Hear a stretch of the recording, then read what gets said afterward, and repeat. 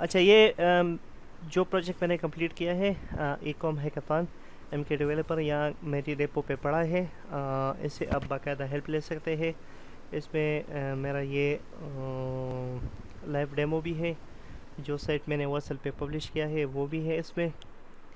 अच्छा, बेसिकली ये साइट, ये तो एक सिंपल यूआई है, जस्ट वही स्ट्राइप वाला। अब ये स्ट्राइप से मैं स्वाइप पर मैंने इम्प्लीमेंट किया है और ये सारा डाटा जो है ये सिनिटी से आ रहा है।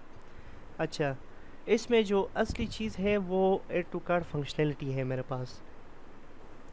ठीक है, तो एड टू कार्ट फंक्शनैलिटी के लिए मैंने सबसे पहले रिडक्स यूज़ किया है, रिएक्ट रिडक्स यूज़ किया है। इसमें जब भी मैं प्रोडक्ट पे क्लिक करता हूँ, ऐड करता हूँ, तो ये मेरे लोकल होस्ट रिडक्स में भी स्टोर हो जाता है और ये मेरे डेटाबेस पे भी स्टोर हो जाता है। एक मिनट। अच्छा, जब मैं चेकआउट पे क्लिक कर देता हूँ और यहाँ पे ये सारी एक्टिविटीज़ जो है, ये क्वांटिटी ऐड, क्वांटिटी सब्ट्रैक्ट, ये सब कुछ यहाँ पे हो रहा है। मैं क्वांटिटी बढ़ाऊँगा तो यहाँ पे मेरी क्वांटिटी भी बढ़ेगी, टोटल अमाउंट भी बढ़ेगा और जो यहाँ पे रेट है वो भी बढ़ेगा। और डिलीट करने से मेरा जो ये डिलीट है ये डिलीट हो जाएगा। अच्छा, मैं वर्सल के डीबी पे आता हूँ।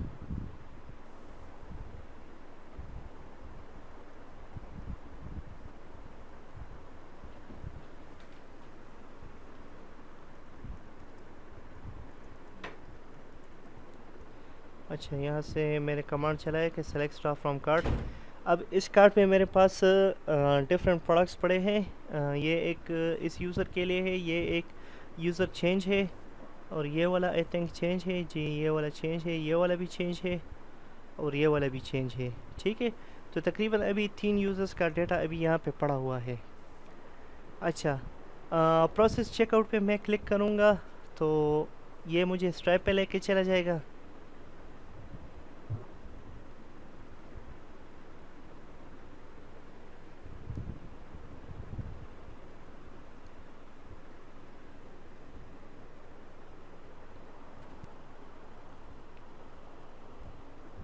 ये मुझे स्ट्राइप पे लेके आ गया है और मुझे टोटल अमाउंट बता रहा है कि 1281 कैश अभी मुझे पे करना है।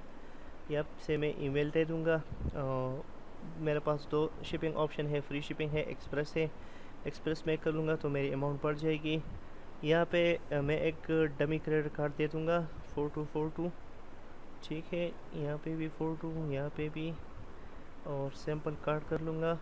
और जैसे ही मैं पे क्लिक करूँगा तो ये प्रोसीड हो जाएगी। यहाँ से मैं क्वांटिटी बढ़ा और कम भी कर सकता हूँ। ठीक है, जैसे ही यहाँ पे मैं पे क्लिक करूँगा तो मेरी पेमेंट जो है वो प्रोसेस हो जाएगी। अच्छा, ये मेरी प्रोसेस हो गई और अब मैं वापस अपने एप्लीकेशन पे आऊँगा और यहाँ पे एक सक्सेस पेज दिखा दूँगा। ठीक है, सक्सेस पेज भी दिखा दी और जो मेरा कार्ड था वो एम्प्टी हो गया है, मतलब मेरी पेमेंट जो है वो सक्सेसफुली प्रोसीड हो गई है। अच्छा, इसमें जो सबसे मुश्किल काम है मेरे ख्याल से, आवाज़ मेरी ठीक आ रही है? जी जी बिल्कुल क्लियर है। अच्छा, इसमें सबसे मुश्किल काम जो है वो है रिडक्स की इम्प्लीमेंटेशन। एक दफ़ा आप रिडक्स की इम्प्लीमेंटेशन कर पाओगे तो बाकी डेटाबेसेस वो ऑलरेडी हम पढ़ चुके हैं कि डेटाबेस से हम एपीआई कैसे बनाते हैं और एपीआई में हम अपना डेटा पुट और उससे कॉल कैसे कर सकते हैं। तो वो इसमें इतना इशू नहीं है। सब से ज़्यादा मुश्किल टास्क जो है इसमें रिडक्स है। तो रिडक्स मैं थोड़ा सा एक्सप्लेन कर दूंगा।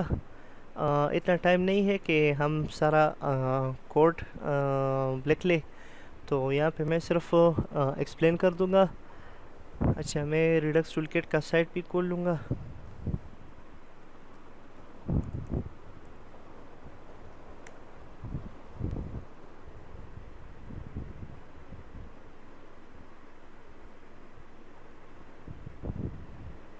गेट स्टार्टेड, यूज़र गाइड,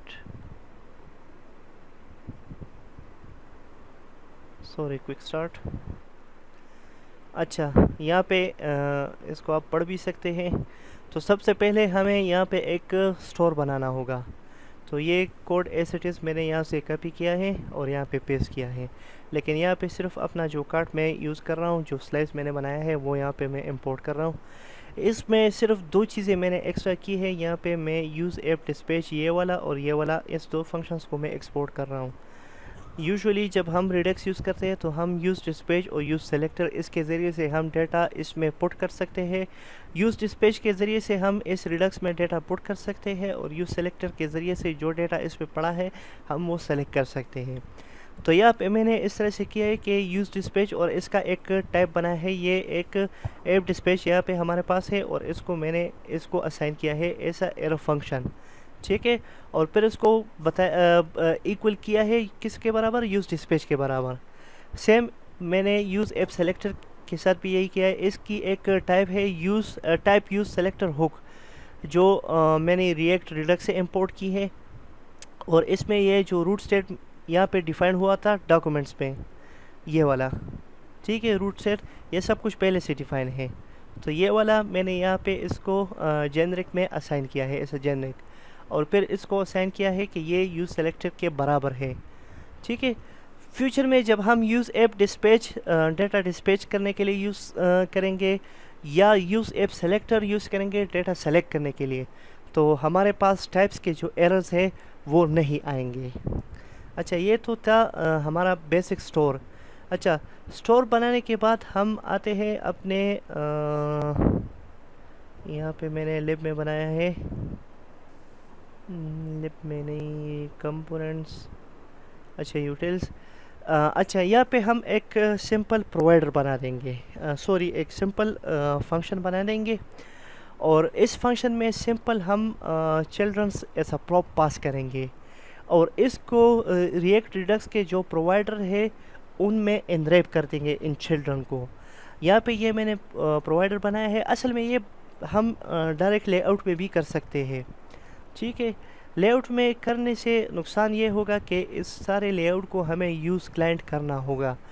हम ऐसा नहीं चाहते कि हम पूरे लेआउट को यूज़ क्लाइंट करें, तो हम क्या करें कि हम एक और कंपोनेंट बना रहे हैं और इसमें इसको हम प्रोवाइडर्स नाम दे रहे हैं। सिंपल एक रिएक्ट फंक्शन है, इसमें और कुछ भी नहीं है, लेकिन सिर्फ इसमें यहाँ पे प्रोवाइडर और इसको वैल्यू पास करें इस प्रोवाइडर को। ये प्रोवाइडर मैं रिएक्ट रिडक्स से इंपोर्ट कर रहा हूँ, इसको मैं वैल्यू पास कर रहा हूँ स्टोर, और जो स्टोर वहाँ पे मैंने बनाया है उसको मैंने यहाँ पे इंपोर्ट किया है और इसको ऐसा स्टोर मैं यहाँ पे पास कर रहा हूँ। फिर मैंने बताया कि इसमें इसके अंदर जो भी है वो ऐसे चिल्ड्रन यहाँ पे पास होंगे और प्रोवाइडर को क्लोज कर रहा हूँ। इसमें और कुछ भी नहीं है, ठीक है। फिर लेआउट में मैं आ गया हूँ और यहाँ पे जो कुछ भी था मेरे पास वो इस प्रोवाइडर में मैंने प्रोवाइड कर दिए हैं, ठीक है। मतलब HTML जितना भी है HTML के टैग्स वो इस प्रोवाइडर के अंदर मैंने इनरैप कर दिए। मतलब ये है कि मेरा पूरा एप्लीकेशन जो है ये रिएक्ट के अंदर इनरैप हो गया, रिडक्स के अंदर इनरैप हो गया है। मतलब पूरे एप्लीकेशन पे अभी ये अप्लाई होगा। यहाँ तक अगर कोई कन्फ्यूजन है तो पूछिएगा, नहीं तो फिर मैं आगे बढ़ूँगा।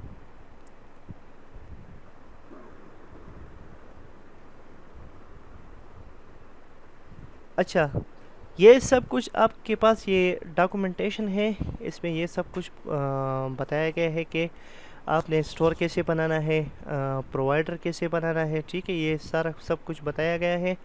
और फिर यहाँ पे एक एग्जांपल काउंटर स्लाइस उन्होंने बताया है कि एक स्लाइस हम कैसे क्रिएट कर सकते हैं। तो ये सिंपल यहाँ पे हम import create slice Redux tool kit से इंपोर्ट करेंगे, फिर import type payload action import करेंगे, ठीक है। हम टाइप स्क्रिप्ट यूज़ करें तो हमें पेलोड एक्शन यहाँ से इंपोर्ट करना होगा टाइप।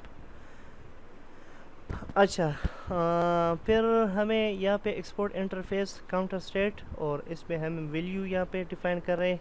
एक इंटरफेस हम बना रहे हैं काउंटर स्टेट के नाम से, ठीक है। फिर हम यहाँ पे कर रहे हैं कि कौन इनिशियल स्टेट और उसको हम बता रहे हैं कि ये हमारे इसके बराबर है, मतलब इसको हम टाइप असाइन कर रहे हैं और वैल्यू में हमारे पास वैल्यू 0 है। अच्छा, फिर हम यहाँ पे एक एक्सपोर्ट काउंटर स्लैश एक फंक्शन डिफाइन कर रहे, एक वेरिएबल डिफाइन कर रहे, और फिर यहाँ पे हम क्रिएट स्लैश जो हमने यहाँ पे इंपोर्ट किया था उसको यूज़ करके हम यहाँ पे इसको दो तीन चीज़ें प्रोवाइड करेंगे। सबसे पहला हमारा नेम होगा काउंटर, ठीक है। दूसरा हमें इसको इनिशियल स्टेट डिफाइन करना है, ये इनिशियल स्टेट हमने यहाँ पे डिफाइन किया है तो हम ये इसे प्रोवाइड कर देंगे। इसके बाद हमें रिड्यूसर्स चाहिए। Reducers are a type of function, इसको हम डिफरेंट जगह पे इस्तेमाल कर सकते हैं।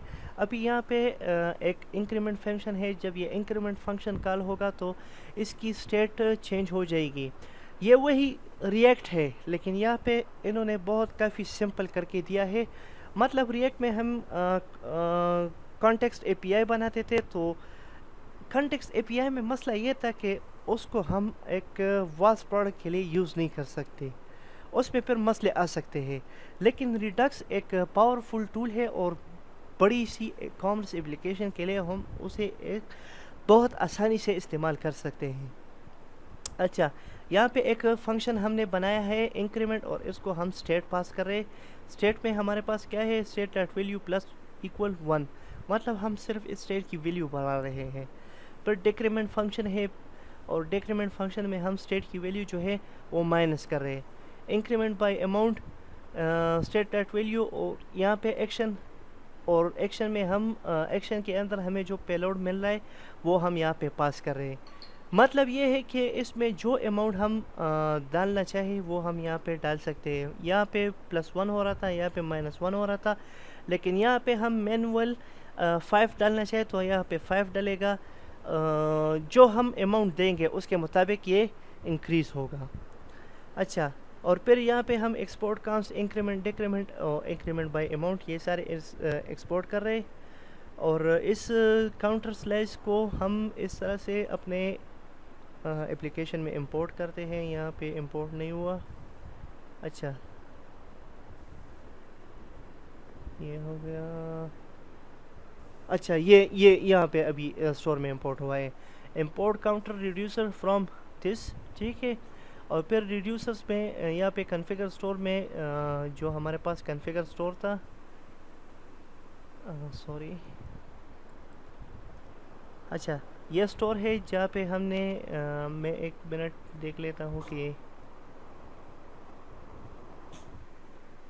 स्टोर वाला ये है index.js। अच्छा, स्टोर, हाँ, रिड्यूसर यहाँ पे डिफाइन किया गया है, लेकिन यहाँ पे इसको वैल्यू नहीं है, वैल्यू असाइन नहीं की गई है। तो यहाँ पे हम इसको रिड्यूसर में काउंटर, जो वहाँ पे हमने नाम दिया था काउंटर, और इसको हम ऐसा ऑब्जेक्ट, ये वाला काउंटर रिड्यूसर ये वाला असाइन कर लेंगे इसको, ठीक है। तो ये था हमारा स्टोर। अब आते हैं अपने एक्चुअल कोड पे। अच्छा, एक्चुअल कोड से पहले मैंने इसलिए डॉक्यूमेंटेशन में समझाया, वो बहुत सिंपल है, और एक्चुअल कोड जो है वो काफ़ी कॉम्प्लिकेटेड है। देखते हैं, बिस्मिल्लाह करते हैं। अच्छा, हुबैब भाई ज़रा इनसे पूछ लें कि अगर यहाँ पर कोई प्रॉब्लम हो, अच्छा, और जो चीज़ें आपने यहाँ अगर कोई मसला हो तो काइंडली आप पूछ लीजिएगा, नहीं तो हम फिर आगे मूव करेंगे।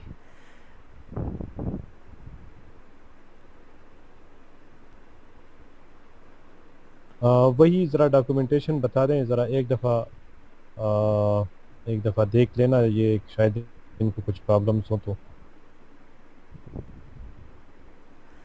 अच्छा, डॉक्यूमेंटेशन में क्या दिखाऊँ? हाँ, मतलब ये देख लेना एक दफ़ा, ये सारी चीज़ें एक दफ़ा देख लें। सही। इसमें मतलब हम कौन कौन से फाइल्स बना रहे हैं।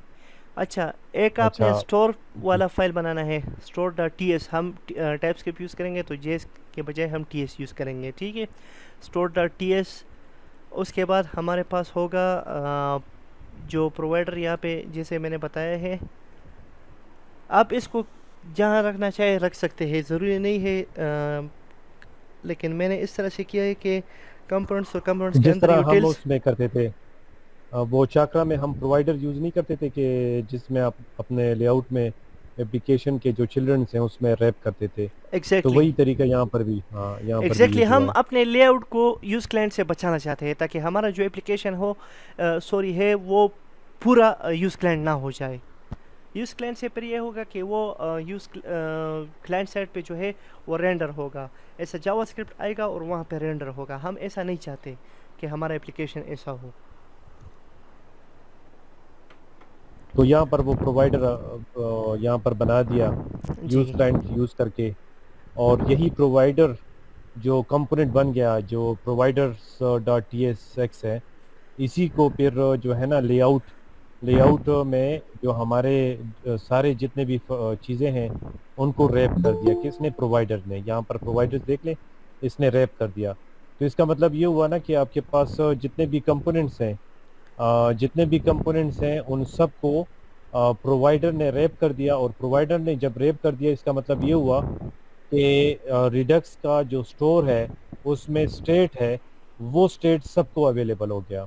और कहाँ पर भी किसी पेज से भी आप उसको उसमें चेंजेस कर सकते हो, उसमें जो कुछ भी करना है वो आप उस स्टेट में आप फॉर एग्जांपल जिस तरह काउंटर जो है हुबैब भाई ने एक्सप्लेन कर दिया कि इंक्रीमेंट था डिक्रीमेंट था। तो इंक्रीमेंट और डिक्रीमेंट किसी पेज में जाकर आप फॉर एग्जांपल जो आपके पास ऐप में डिफ़ॉल्ट पेज होगा उसमें अगर इंक्रीमेंट डिक्रीमेंट आपने लगा दिया, तो वो इंक्रीमेंट क्या करेगा? इंक्रीमेंट क्या करेगा? स्टेट की वैल्यू, यहाँ पर देखो स्टेट है और स्टेट आपके पास यहाँ पर state dot value plus equal 1 कर दिया। तो इसका मतलब ये हुआ कि बाई 1 इंक्रीमेंट हो जाएगा। और ये स्टेट क्या है? स्टेट आपके पास ऊपर आपने यहाँ पर इसको जो है जो इनिशियल स्टेट जो है उसमें इनिशियल स्टेट जो है ना वो ऊपर से आया है। यहाँ पर ऊपर देखें, ये इनिशियल स्टेट है, काउंटर स्टेट, उसको इंटरफेस दे दिया और वैल्यू 0 है आपके पास। ये वैल्यू 0 जो है ना, ये वैल्यू आपके पास इंक्रीमेंट होगी और ये through out the application accessible होगी। और इंक्रीमेंट से आप इंक्रीमेंट करोगे, डिक्रीमेंट से आप उसको डिक्रीमेंट करोगे। जी हुबैब भाई, अगर आप इसमें कुछ ऐड करना चाहें। अच्छा, नहीं बस ठीक है। अच्छा, यूज स्टेट हम यूज़ क्यों, सॉरी रिडक्स हम यूज़ क्यों करते हैं? बेसिकली हम चाहते हैं कि अच्छा, रिडक्स हम यूज़ क्यों करते हैं? रिडक्स हम इसलिए यूज़ करते हैं कि हम ग्लोबल स्टेट बनाना चाहते हैं। यूजुअली जब हम यूज़ स्टेट करते थे तो वो एक स्पेसिफिक पेज के लिए होता था। अभी आप मैं जाता हूँ और एक प्रोडक्ट को ऐड कर लेता हूँ। ठीक है, इस प्रोडक्ट को मैंने ऐड कर लिया। अब इस एप्लीकेशन के अंदर मैं जहाँ भी जाऊँगा यहाँ पे मेरा प्रोडक्ट कार्ट में अवेलेबल होगा। एक मिनट मैं आपको रिडक्स में भी दिखा देता हूँ।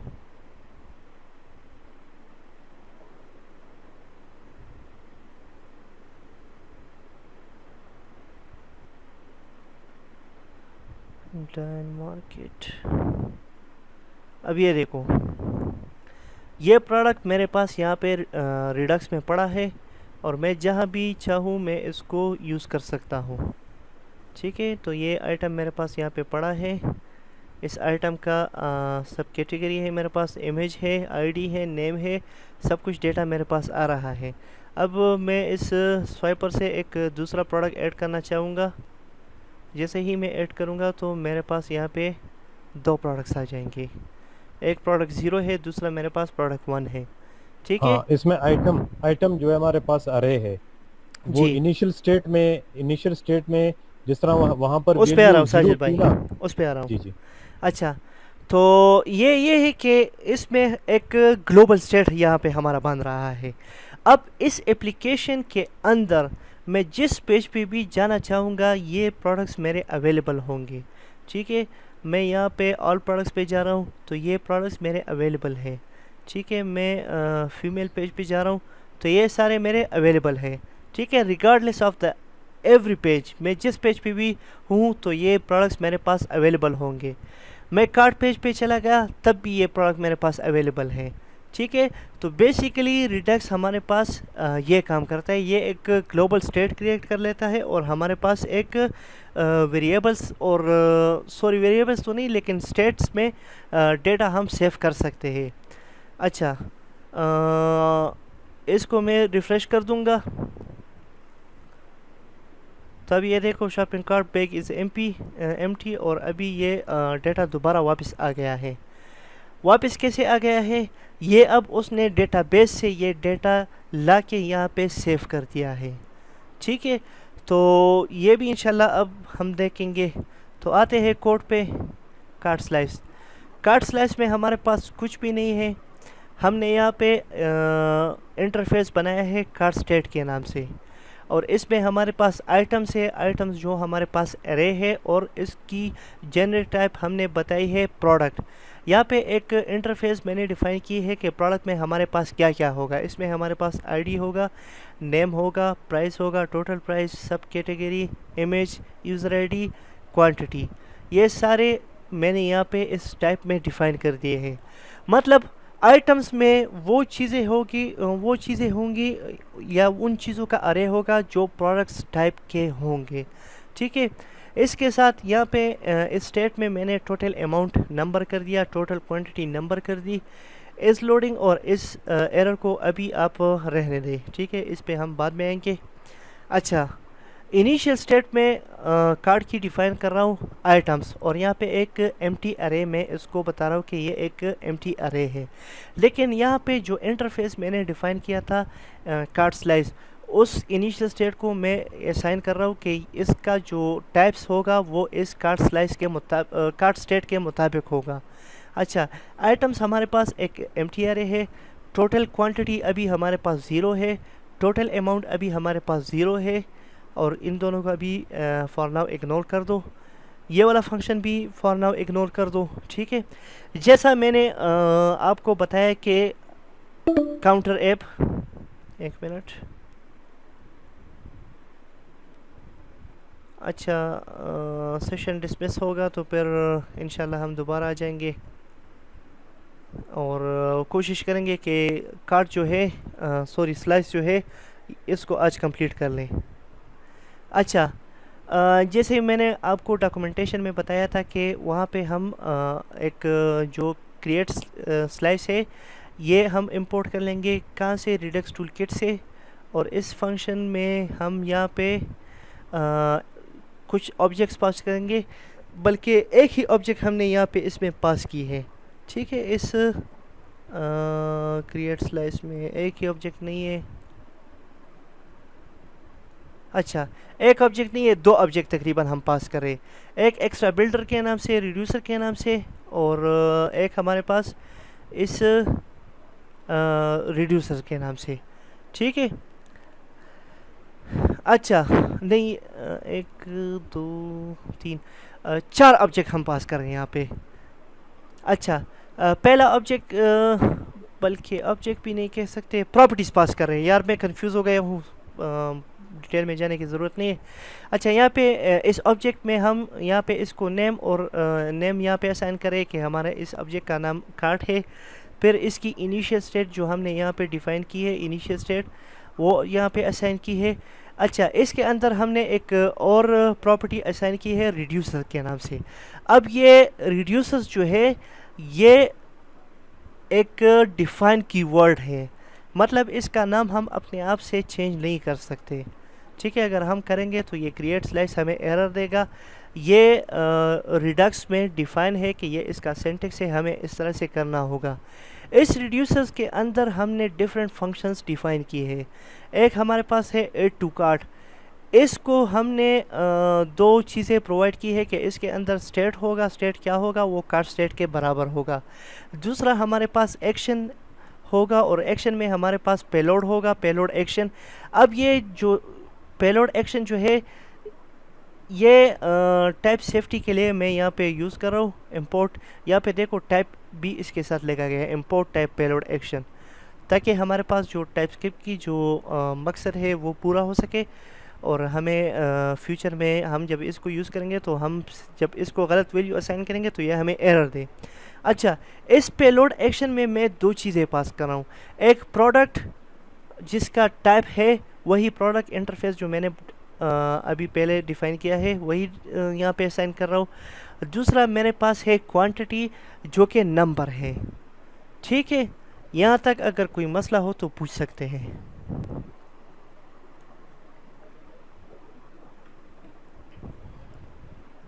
अच्छा, यहाँ पे मैं एक कांस्टेंट डिक्लेयर कर रहा हूँ न्यू आइटम के नाम से, और action dot payload dot product, इसको लिखने का तरीका ऐसा ही है। जो एक्शन हमारे पास आ रहा है और एक्शन के अंदर हमारे पास जो पेलोड है, ठीक है, उसके अंदर हमारे पास दो चीज़ें हैं। पेलोड के अंदर एक प्रोडक्ट है, दूसरा क्वांटिटी है। यहाँ पे मैं डॉट प्रोडक्ट कर रहा हूँ और इसको असाइन कर रहा हूँ न्यू आइटम के अंदर, ठीक है। फिर मैं बता रहा हूँ कि कौन सा एग्जिस्टिंग आइटम, अगर ये एग्जिस्टिंग आइटम है तो state dot items dot find, जो यहाँ पे आइटम्स मैंने डिक्लेयर किया था उस अरे पे मैं फाइंड का एक जावास्क्रिप्ट में हमारे पास फंक्शन है, वो फंक्शन चला रहा हूँ। और इसको मैं एक यूजुअली यहाँ पे हम एलिमेंट लिखते हैं, लेकिन यहाँ पे मैंने आइटम लिखा है। इसको हम एक वैल्यू प्रोवाइड करेंगे और इस वैल्यू फिर यहाँ पे एक एरो फंक्शन यूज़ करेंगे और देखेंगे कि आइटम के अंदर अगर आईडी हो, ठीक है, इसको चेक करो न्यू आइटम डॉट आईडी के साथ। ये वाला जो हमने बनाया है इसके साथ चेक कर लो। अगर इसने जो रिटर्न स्टेटमेंट है वो ट्रू दे दिया तो मतलब ये एग्जिस्टिंग आइटम है हमारे पास। अगर ये तो ट्रू देगा या नल देगा, फॉल्स ये नहीं देगा, ठीक है, या नल देगा। नल ऑटोमेटिकली फॉल्स ही वैल्यू है, लेकिन ये देगा नल नहीं देगा, अनडिफाइंड देगा। तो यहाँ पे अगर मैच हुआ तो फिर ये मतलब ट्रू देगा, और अगर अनमैच हुआ तो ये अनडिफाइंड देगा, ठीक है। तो जो भी वैल्यू आई हमारे पास वो यहाँ एग्जिस्टिंग आइटम में हमारे पास सेव हो जाएगी, ठीक है। वो आइटम स्पेसिफिक आईडी जो है वो सेव हो जाएगी। अच्छा, स्टेट टोटल क्वांटिटी अब हम करेंगे कि जो हमने यहाँ पे टोटल क्वांटिटी डिफाइन की है इसको हम इंक्रीज़ करेंगे। स्टेट डॉट टोटल क्वांटिटी ये किस चीज़ के बराबर है? स्टेट डॉट टोटल क्वांटिटी, उसी को हम दोबारा लिख रहे हैं, plus action dot payload dot quantity. यहाँ पे जो क्वांटिटी हमने पास की है इसको इस क्वांटिटी के अंदर से प्लस करेंगे। क्वांटिटी यहाँ पे इनिशियल स्टेट में हमने बताया था कि टोटल क्वांटिटी हमारे पास 0 है, ठीक है। जो एक्शन पेलोड से हमारे पास न्यू क्वांटिटी आएगी तो वो इस स्टेट डॉट टोटल क्वांटिटी में ऐड हो जाएगी और हमारी जो टोटल क्वांटिटी है वो इंक्रीज़ हो जाएगी। Similarly state dot total amount, वहाँ पे इनिशियल स्टेट में हमने 0 डिफाइन किया था, तो यहाँ पे state dot total amount plus action dot payload dot quantity multiply action dot payload dot product dot price. मतलब ये है कि 0 इज़ इक्वल टू 0 प्लस जो हमारी क्वांटिटी है उस ये और जो हमारी प्रोडक्ट की प्राइस है ये मल्टीप्लाई करके इसमें सेव कर दो, ठीक है। अच्छा, टोटल अमाउंट में ये होगा, अगर ये हमारे पास ऑलरेडी यहाँ पे एक मिसाल के तौर पर हमारे पास $100 अवेलेबल है, तो ये $100 तो यहाँ पे होंगे और न्यू आइटम जो हम ऐड कर रहे हैं वो भी इसके साथ प्लस करके यहाँ पे सेव कर देगा। मतलब हमारी जो मिसाल के तौर पर ऑलरेडी जो हमारी कार्ट में प्रोडक्ट है वो $100 का है और न्यू आइटम हमने डाल दिया और वो $150 का है और एक आइटम है, तो यहाँ पे मल्टीप्लिकेशन करके वो इसके साथ प्लस कर देगा 100 प्लस 150, तो ये 250 हमारे पास टोटल अमाउंट हो जाएगा। अच्छा, यहाँ तक अगर किसी को कन्फ्यूजन है तो काइंडली बता दीजिएगा, नहीं तो हम आगे बढ़ते हैं। अच्छा, फिर यहाँ पे एक इफ़ कंडीशन मैंने लगाया है कि इफ़ नॉट एग्जिस्टिंग आइटम, अगर एग्जिस्टिंग आइटम नहीं है। अब ये देखो मैंने बताया भी था कि ये हमारे पास या तो प्रोडक्ट रिटर्न करेगा या अनडिफाइंड रिटर्न करेगा, ठीक है। प्रोडक्ट की शक्ल में ये ट्रू होगा और अनडिफाइंड की शक्ल में ये फॉल्स होगा। अच्छा, अब यहाँ पे हम बता रहे हैं कि अगर ये प्रोडक्ट ना हुआ तो फिर क्या करो, const total price is equal to new item price multiply action dot payload. मतलब टोटल प्राइस जो हमारे पास है एक न्यू कांस्टेंट हम डिक्लेयर करें टोटल प्राइस के नाम से, और इसमें क्या करें, न्यू आइटम डॉट प्राइस जो उसकी प्राइस है और जो क्वांटिटी हम वहाँ से रिसीव करें, मतलब 2 प्रोडक्ट है तो 2 से मल्टीप्लाई करो, 1 प्रोडक्ट है तो 1 से मल्टीप्लाई करो, ठीक है। अच्छा, उसको टोटल आइटम्स को यहाँ पे हम इस तरह से सेव कर रहे हैं। अच्छा, फिर state dot items dot push. Push तो एक सिंपल फंक्शन है जावास्क्रिप्ट का जिसमें हम अरे में आइटम्स पुश करते थे। तो यहाँ पे dot dot dot new item, I think ये स्प्रेड ऑपरेटर है यहाँ पे, नाम मैं भूल गया हूँ। जी जी बिल्कुल स्प्रेड है जी। अच्छा, वो आइटम्स जो आ रहे हैं वो स्प्रेड होके यहाँ पे पुश हो रहे हैं। ठीक है, यहाँ पे मैंने इमेज को स्पेसिफिकली एज अ स्ट्रिंग यहाँ पे सेव कर रहा हूँ कि URL फॉर इमेज, जो सैनिटी का जो रिक्वायरमेंट है कि सैनिटी की इमेज को हम इस तरह से डिस्प्ले कर सकते हैं। तो URL फॉर इमेज ये इस तरह से करेगा कि ये हमारे पास, एक मिनट में आपको दिखा देता हूँ। तो ये इस तरह से एक URL हमारे पास रिडक्स में सेव कर देगा। ठीक है, ये URL कहाँ चला गया, URL फॉर इमेज और फिर न्यू आइटम डॉट इमेज 0। चूँकि मैंने प्रोडक्ट में बताया था कि ये हमारे पास अरे है। ठीक है, तो यहाँ पे मुझे बताना है कि पहला इमेज जो है मेरे पास, उसको मैं इस इमेज के अंदर सेव कर रहा हूँ फिर डॉट URL लगा के। असल में ये दोनों जो है ये सैनिटी के रिक्वायरमेंट्स है। ठीक है, तो इसको लगाने से हमारे पास जो URL, ये कम्प्लीटली URL हमारे पास बन जाता है। इस URL को मैं कॉपी कर लूँ और यहाँ पे पेस्ट कर लूँ तो ये हमारे पास इमेज ओपन हो जाएगा। ये देखो, ये इमेज हमारे पास ओपन हो रहा है। ठीक है, तो मैं सैनिटी में इसको इस तरह से सेव कर रहा हूँ। अच्छा, क्वांटिटी में फिर क्या है, action dot payload dot quantity, जो क्वांटिटी हमारे पास आ रही है उसको मैं सेव कर रहा हूँ। टोटल प्राइस, ये वाला टोटल प्राइस है, इसको एज इट इज़ यहाँ पे सेव कर रहा हूँ। ठीक है, अच्छा यहाँ पे अगर कोई कंफ्यूजन हो तो पूछ लीजिएगा।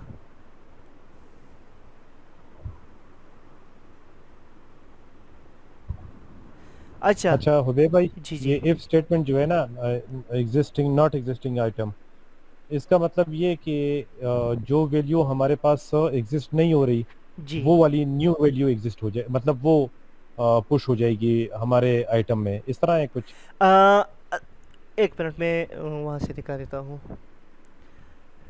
अच्छा, अब ये कैमरन से टाइट ड्रेस है, मैं वापस यहाँ पे ऑल प्रोडक्ट्स पे आ जाता हूँ। ठीक है, अब ये कौन सा वाला है, फ्लेक्स शर्ट है, ये है। ठीक है, अच्छा मैं दोबारा इस पे आ गया, इसको ऐड कर दिया। ठीक है, तो हमारे पास एक और आइटम नहीं आया। अच्छा, ऐड हो गया है। अब मैं आ रहा हूँ, एक तीसरी चीज़ ऐड करने की कोशिश करता हूँ। ये देखो, तीसरी चीज़ हमने ऐड की तो हमारे पास एक न्यू एरे बन गया और फ्लेक्स स्वेटशर्ट हमारे पास यहाँ पे आ रहा है। यहाँ पे इसका मतलब ये है कि अगर ये एग्जिस्टिंग आइटम नहीं है तो आप एक न्यू अरे में इसको पुट कर दो। सिंपल वर्ड्स में बता रहा हूँ। ठीक है, यहाँ पे एक न्यू अरे इसकी बन गई है यहाँ पे। ठीक है, एक न्यू अरे इसकी बन गई है और इसको ऐसा पुट कर दिया गया है, पुश कर दिया गया है। इस आइटम्स, जो आइटम्स हमारी अरे है ना, ये वाली, जी जी। इसमें एक और आइटम पुश हो गई है हमारे पास। ऑलरेडी उसमें आइटम्स हमारे पास अवेलेबल है, तो तीसरा आइटम भी उसमें पुश हो गया है। ठीक है, अब वापस मैं इसी पे आ जाता हूँ और इसको दोबारा मैं ऐड कर लेता हूँ। तो अब ये देखो, इसकी क्वांटिटी इंक्रीज क्यों नहीं हुई। अच्छा सॉरी, यहाँ से मुझे चेंज करना होगा। अच्छा, यहाँ पे अभी 2 दफ़ा मैंने इंक्रीज़ कर दिया तो क्वांटिटी अब हमारे पास 3 हो गई है। चूँकि यहाँ पे 1 मैंने सेलेक्ट किया था तो ईच टाइम 1 क्वांटिटी इंक्रीज़ हुई थी। पहले 1 था, फिर 2, लेकिन यहाँ पे अब देखो कोई और तीसरी चौथी अरे नहीं आई। एग्जिस्टिंग आइटम था तो उसमें सिर्फ प्रोडक्ट इंक्रीज़ हो गया है, क्वांटिटी, उसका टोटल प्राइस जो है वो भी इंक्रीज़ हो गया है। ठीक है, स्पेसिफिक प्रोडक्ट का, वो इस क्वांटिटी एल्स, ज़्यादा हो गई है। क्वांटिटी ज़्यादा हो गई है, वो इस एल्स में सब कुछ डिफाइंड है। यहाँ पे एक कांस मैंने फिर डिफाइन किया है टोटल प्राइस के नाम से, और इसमें क्या है, existing item dot total price plus existing item dot price multiply action dot payload dot quantity. जो सेम ऊपर हुआ था वही यहाँ पे भी हो रहा है। ठीक है, सिमिलरली सही है। Existing item dot quantity plus equal action dot payload, जो क्वांटिटी है मैं उसको इंक्रीज़ कर रहा हूँ action dot payload dot quantity से, ठीक है। अच्छा, existing item dot total price, जो यहाँ पे एक वेरिएबल मैंने डिफाइन किया था टोटल प्राइस, इसमें जो लॉजिक मैंने अप्लाई की थी वो लॉजिक इस टोटल प्राइस को मैं असाइन कर रहा हूँ। मतलब ये हुआ कि यहाँ से मैं जैसे ही इंक्रीज़ करूँगा और नेक्स्ट स्टेट को मैं सेलेक्ट कर लूँगा, तो अब ये देखो अब ये 4 हो गए हैं, टोटल प्राइस हमारी इसकी बढ़ गई है, ठीक है, और सही है। क्वांटिटी भी हमारी इसकी बढ़ गई है। अच्छा, मैं टाइम देख लेता हूँ मीटिंग का, 2 मिनट्स रह गए लास्ट हैं। 2 मिनट्स हैं। जी जी। अच्छा, मैं पास कर लेता हूँ। अच्छा, जैसा मैं बता रहा था कि एल्स में यहाँ पे जो एल्स है ये तब एग्जीक्यूट होगा जब प्रोडक्ट एग्जिस्टिंग होगा, और जब प्रोडक्ट एग्जिस्टिंग होगा तो वो सिर्फ उसकी वैल्यू बढ़ा देगा, एक न्यू प्रोडक्ट एरे में ऐड नहीं करेगा। कैमरन सेश टाइप पे मैं पढ़ाता हूँ, पता नहीं यार इसको मैं सी प्रोनाउंस भी नहीं कर रहा। अच्छा, अब ये देखो मैं इसको दोबारा ऐड कर रहा हूँ, ठीक है। तो अब हमारी जो क्वांटिटी है इसकी बढ़ गई है, क्वांटिटी अब हमारे पास 3 है, यहाँ पे हमारे पास क्वांटिटी 2 थी, नेक्स्ट स्टेट में हमारे पास क्वांटिटी 3 हो गई है, ओवरऑल क्वांटिटी हमारे पास 8 हो गई है, ठीक है। तो क्वांटिटी और प्लस ये टोटल अमाउंट हो, ये चीज़ें भी ज़्यादा जी हो जी रही है। बिल्कुल एग्जैक्टली। अच्छा, हाँ। तो बेसिकली ये हो ये रहा है कि आइटम अगर एग्जिस्टिंग नहीं है तो फिर टोटल प्राइस और एक टोटल प्राइस की कांस्टेंट हमने बनाया है, इसमें new item dot price multiply action dot payload dot quantity, ठीक है। ये दोनों मल्टीप्लाई करके इस टोटल प्राइस में सेव करें। फिर स्टेट डॉट आइटम्स में हम ये सब कुछ पुश करें, जो एम्प्टी अरे हमने बनाई थी उसमें ये सब कुछ हम पुश करेंगे, ठीक है। तो यहाँ पे न्यू आइटम को हमने स्प्रेड ऑपरेटर यहाँ पे यूज़ किया है, इसको हम स्प्रेड कर रहे हैं, ठीक है, न्यू आइटम्स को, ताकि वो एक अलग अलग एरे में आ सके हमारे पास, एरे या ऑब्जेक्ट हमारे पास आ सके यहाँ पे। फिर इमेज यूआरएल यहाँ पे मैं पास कर मतलब रहा यहाँ हूँ। पर यहाँ पर ये स्प्रेड ऑपरेटर यूज़ करने से वो पुरानी एंट्रीज तो होंगी, वो तो ज़रूर होंगी, जी, उसके साथ साथ तो नई एंट्रीज भी हो नई जाएंगी। इंटरेस्ट भी हो जाएगी एग्जैक्टली। अच्छा, quantity action dot payload, quantity भी मैं यहाँ पे बता रहा हूँ कि पेलोड से क्वांटिटी ले आओ, टोटल प्राइस यहाँ पे मैंने डिफाइन की है और वो इसको असाइन कर रहा हूँ इस आइटम्स को, ठीक है। अगर ये कंडीशन मतलब अगर ये इफ़ फेल हो गया तो फिर एल्स पे आएगा, एल्स पे आ गया तो फिर क्या होगा हमारे पास यहाँ पे, फिर मैंने एक टोटल प्राइस के नाम से कांस्टेंट डिक्लेयर किया है, इसमें existing item dot total price plus existing item dot price multiply action dot payload dot quantity, ठीक है। जो क्वांटिटी हम बेच रहे हैं और जो उसकी प्राइस है उस एग्जिस्टिंग आइटम की, उसको हम प्लस करें किस में, टोटल प्राइस में। मौजूदा अब हमारे लिए जो प्राइस टोटल प्राइस थे इनिशियल स्टेट में हमारे पास 0 था, ठीक है। तो ये सब कुछ टोटल प्राइस में सेव हो जाएगा। अच्छा, इसके बाद यहाँ पे existing item dot quantity plus equals action dot payload dot quantity, इसका मतलब ये है कि एग्जिस्टिंग आइटम क्वांटिटी जो है, एक मिनट यार, क्वांटिटी ये क्या है, ये हमारे पास इस तरह है, ठीक है। अच्छा, एग्जिस्टिंग आइटम क्वांटिटी, जो हमारे पास एग्जिस्टिंग आइटम क्वांटिटी है, तो existing item quantity plus action dot payload quantity, जो हम न्यू क्वांटिटी इसको डिफाइन दे रहे वो इसमें ऐड हो के इस सारे में जमा हो जाए, ठीक है। तो हम ऐसा शॉर्ट इसको इस तरह से प्लस इक्वल्स करके लिखते हैं। अच्छा, फिर एग्जिस्टिंग आइटम टोटल प्राइस, और इसको हम ये टोटल प्राइस जो हमने डिफाइन की है वो यहाँ पे हम इसको असाइन कर रहे हैं। अच्छा, अच्छा, फिर हमारे पास आता है रिमूव फ्रॉम कार्ट। बेसिकली ये मुझे आइटम रिड्यूस इस तरह से कुछ नाम देना चाहिए था, लेकिन यहाँ पे मैंने नाम गलत दिया है, और मैंने कहा था कि मैं इसको ठीक भी करूँगा लेकिन टाइम नहीं मिला। अच्छा, यहाँ पे क्या हो रहा है कि यहाँ पे हम इसको स्टेट, और स्टेट में हम कार्ट स्टेट इसको पास कर रहे हैं। यहाँ पे इंटरफेस हमने बताया कि कार्ट स्टेट स्टेट में कार्ट स्टेट होगा, ठीक है। एक्शन और पेलोड एक्शन में हम यहाँ पे स्ट्रिंग पास कर रहे हैं, ठीक है। अच्छा, const product ID is equal to action dot payload. Product ID हम ले रहे हैं, डिफाइन करें कॉन्स प्रोडक्ट आईडी, और इस पे हम एक्शन डॉट पेलोड यहाँ पे जो हमारे पास आ रहा है इसको हम प्रोडक्ट आईडी में डिफाइन कर रहे हैं।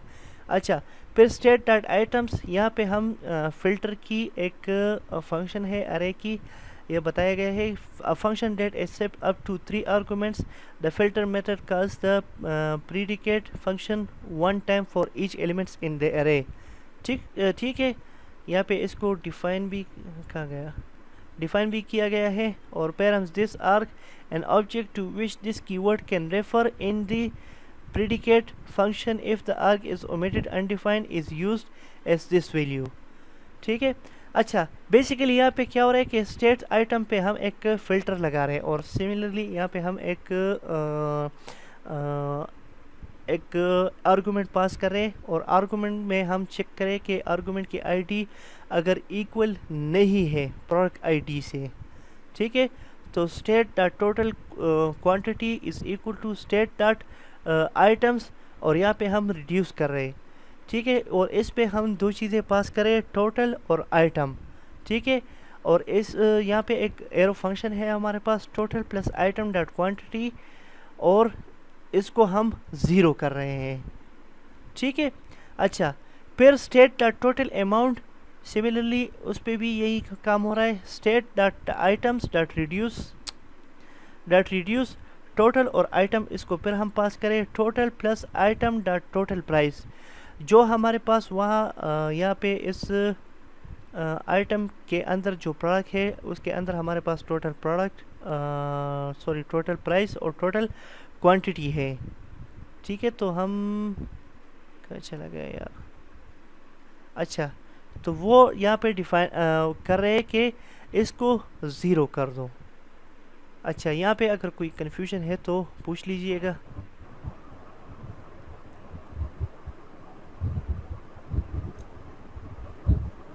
अच्छा, बेसिकली ये फंक्शन करेगा कि ये प्रोडक्ट को रिमूव करेगा, ठीक है, कम्प्लीटली रिमूव करेगा, मतलब इसको बिल्कुल ज़ीरो सेट कर देगा। रिमूव फ्रॉम कार्ट, ये मुझे कम्प्लीटली रिमूव करना चाहिए था, रिमूव फ्रॉम कार्ट, इसको मुझे करना चाहिए था कि reduce from cart, quantity reduce या रिड्यूस फ्रॉम कार्ट, इस तरह से करना चाहिए था। इसको मैं इंशाल्लाह ठीक करके गिटहब पे फिर पुश कर दूंगा ताकि कंफ्यूजन ना हो। हुबैब भाई, ये ऊपर वाला जो है ना, ये रिमूव प्रोडक्ट वाला जो है जी, ये क्या रिमूव करता है? ये आपके कार्ट से कम्प्लीटली आइटम को रिमूव कर लेता है। ठीक है, कार्ट से एक जब आप रिमूव कर दो, ये डिलीट क्लिक करके, ये डिलीट मैंने कर दिया तो इसने कम्प्लीटली एक आइटम को रिमूव कर दिया, ठीक है। मतलब अरे से अब हमारे पास जो है ना, आइटम्स के अंदर हमारे पास 3 ऑब्जेक्ट्स है, मैं ये रिमूव कल हो गया तो अब हमारे पास 2 हो गए हैं, तीसरा हमारे पास डिलीट हो गया है, ठीक है। सही है। अच्छा, ये कम्प्लीटली रिमूव कर देता है। यहाँ पे मैं इसको ऐसे ज़ीरो सेट कर रहा हूँ, ठीक है। Total plus item dot quantity, इसको मैं ऐसा ज़ीरो सेट कर रहा हूँ। सेम टोटल प्राइस जो है इसको भी मैं ऐसा ज़ीरो सेट कर रहा हूँ, मतलब ये आइटम को कम्प्लीटली रिमूव कर देगा, आइटम को रिमूव कर देगा, और टोटल अमाउंट और टोटल क्वांटिटी भी उसकी ज़ीरो कर देगा, एग्जैक्टली। अच्छा, रिमूव फ्रॉम कार्ट असल में ये है रिड्यूस फ्रॉम कार्ट, ठीक है। तो ये क्वांटिटी और प्राइस इसको कम करता है। अच्छा, यहाँ पे मैं फिर प्रोडक्ट आईडी एक्शन इसकी फंक्शनलिटी भी ज़रा दिखा दें तो मतलब ज़्यादा क्लियर हो जाएगा। रिमूव फ्रॉम कार्ट क्या करता है, किस तरह करता है? अच्छा, यूआई में रिमूव फ्रॉम कार्ट बेसिकली ये है कि अब हमारे पास इस कैमरन से टाइट ड्रेस की 3 ऑर्डर्स हमारे पास, मतलब 3 क्वांटिटी हमने कहा है कि इसमें हमें चाहिए। मैं यहाँ से डिक्रीज़ कर दूँगा तो यहाँ पे रिमूव फ्रॉम कार्ट ये वाला फंक्शन चल गया हमारे पास। कैमरन से टाइट, ये पहला वाला है कि दूसरा वाला है? अच्छा, ये वाला है। अब ये देखो, सही, रिमूव प्रोडक्ट, यहाँ पे मैंने क्लिक कर दिया तो कैमरन से टाइट जो मेरे पास था उसकी क्वांटिटी 3 थी। रिमूव फ्रॉम कार्ट जब चल गया तो इसकी क्वांटिटी हमारे पास 2 हो गई है। मैं मज़ीद इसको कम कर देता हूँ स्टेट चेंज कर देता हूँ तो हमारे पास क्वांटिटी 1 हो गई है। लेकिन जब मैं ये डिलीट कर दूंगा तो रिमूव प्रोडक्ट जो कम्प्लीटली कार्ट से प्रोडक्ट रिमूव कर देगा। ठीक है। अच्छा, सही इसकी है बिल्कुल। इसकी लॉजिक ऐसी है कि सिमिलरली जैसे मैंने वहाँ पे प्रोडक्ट आईडी डिफाइन की थी, इसी तरह मैं यहाँ पे भी एक कांस्टेंट के ज़रिए से प्रोडक्ट आईडी डिफाइन कर रहा हूँ और इस पे देख रहा हूँ const existing item state dot items, और इस पे फाइंड का फंक्शन चला रहा हूँ और इसको आर्गूमेंट पास कर रहा हूँ आइटम, और देख रहा हूँ कि आइटम के अंदर आईडी ये बराबर है प्रोडक्ट आईडी के साथ। अगर बराबर है तो ये हमारे पास एग्जिस्टिंग आइटम आ जाएगा।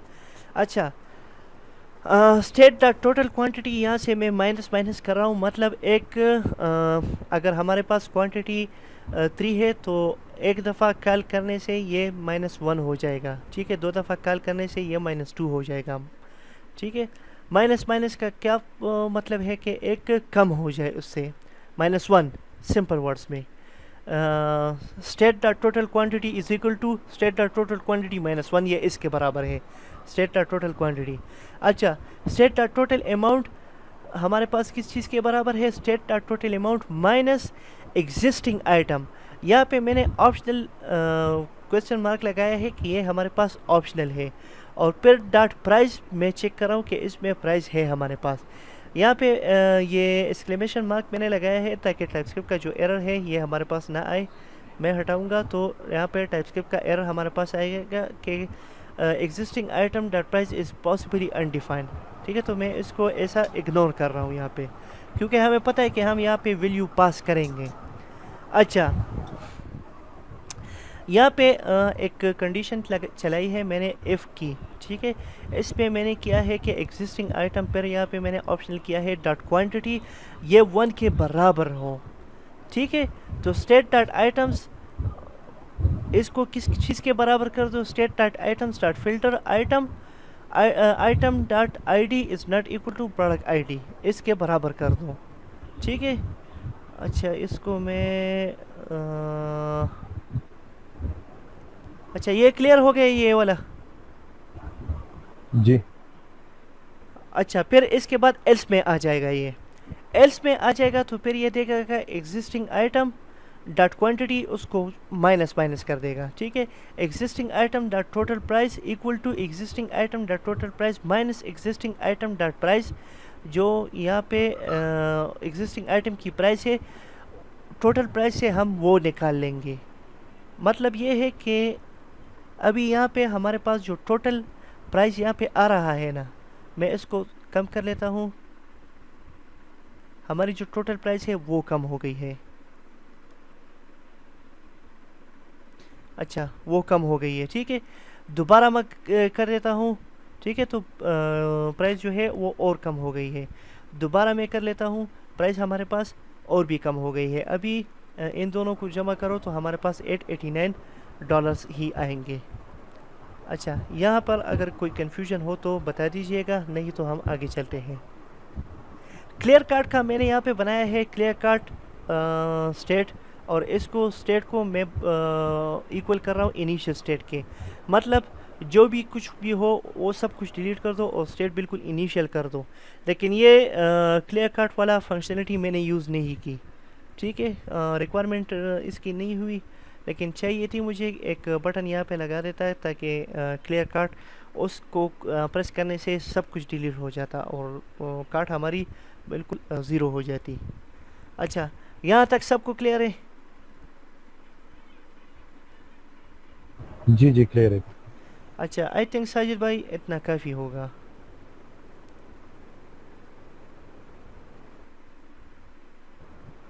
सही है जी, ओबे भाई बिल्कुल सही है। अच्छा, बस यहाँ पे एक जो हम कर रहे हैं इसको एक्सप्लेन कर दूँ कि इसको हम कैसे यूज़ करेंगे। अच्छा, जो रिड्यूसर्स हमने डिफाइन किए इसको मैं इस तरह से एक्सपोर्ट कर रहा हूँ। Export const cart actions is equal to cart slash start action. It's cart slash के अंदर जितने भी एक्शन है हमारे पास, ये वाला कार्ट स्लैश, ठीक है, क्रिएट स्लैश, सॉरी, ये वाला कार्ट स्लैश के अंदर जितने भी एक्शंस है उसको मैं एक्सपोर्ट कर रहा हूँ। तो इसके अंदर हमारे पास अभी रिड्यूसर के अंदर हमारे पास ऐड टू कार्ट है। एक फंक्शन ये हुआ रिमूव फ्रॉम कार्ट है, रिड्यूस फ्रॉम कार्ट है, ठीक है, और दूसरा क्लियर कार्ट है। 4 फंक्शंस है, इस 4 फंक्शंस को मैं इस एक कीवर्ड के ज़रिए से एक्सपोर्ट कर रहा हूँ। और यहाँ पे मुझे export default cart slice dot reducer ये भी एक्सपोर्ट करना है, इसको मैं स्टोर के अंदर यूज़ करूँगा। Import cart reducer from feature dot, जो जहाँ पे मैंने इस कार्ट स्लाइस को डिफ़ाइन किया है उससे इसको इस तरह से इंपोर्ट कर दूंगा, और यहाँ पे एक ऑब्जेक्ट में इसको इस तरह से यूज़ करूँगा। अच्छा, यहाँ पर अगर कोई मसला हो तो आप पूछ सकते हैं, नहीं तो फिर हम मीटिंग एंड कर लेते हैं।